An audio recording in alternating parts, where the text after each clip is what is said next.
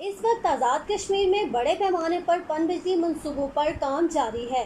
نیلم Jhelum hydel power project کا کام 2018 میں مکمل کر لیا گیا ہے اور اس سے 969 میگا واٹ بجلی پیدا کی جا رہی ہے۔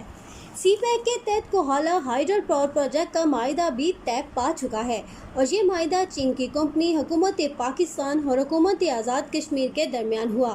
توانائی کے اس شعبے میں 2 ارب 40 کروڑ ڈالرز کی سرمایہ کاری کی جا رہی ہے اور کوہالہ ہائیڈل پاور پروجیکٹ سے 1124 میگا واٹ بجلی پیدا ہوگی۔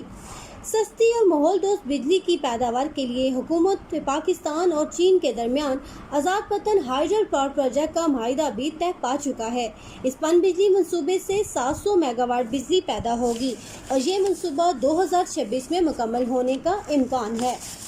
اس کے علاوہ اس وقت آزاد کشمیر میں 5000 منصوبہ جات کی نشاندہی کی گئی ہے۔ ان منصوبہ جات کی تکمیل سے آزاد کشمیر میں ترقی اور خوشحالی کی نئی راہیں ہموار ہوں گی اور 30 سال بعد یہ حکومت آزاد کشمیر کے حوالے کر دیا جائے گا، جس سے آزاد کشمیر کی آمدن میں خاطرخواہ اضافہ ہوگا۔ سی پیک کے تحت بنائے جانے والے منصوبہ جات کے خلاف انڈیا کی جانب سے گزشتہ چند عرصے سے پروپیگنڈا کیا جا رہا ہے، تاہم آزاد کشمیر کی تمام سیاسی جماعتیں اور عوام ان منصوبہ جات کی مکمل حمایت کرتے ہیں۔ ان منصوبہ جات کے مکمل ہو جانے سے نہ صرف بے روزگاری اور غربت کے خاتمے میں مدد ملے گی بلکہ ایک نئے دور کا آغاز ہوگا۔ آزاد کشمیر کے ساتھ ساتھ پاکستان میں بھی خوشحالی اور ترقی کی نئی راہیں ہموار ہوں گی۔ اگرچہ پاکستان میں توانائی کے شعبے پر توجہ دی جا رہی ہے مگر ابھی بھی توانائی بحران کا سامنا ہے۔ ان منصوبہ جات کے مکمل ہو جانے سے توانائی بحران خاتمے میں مدد ملے گی۔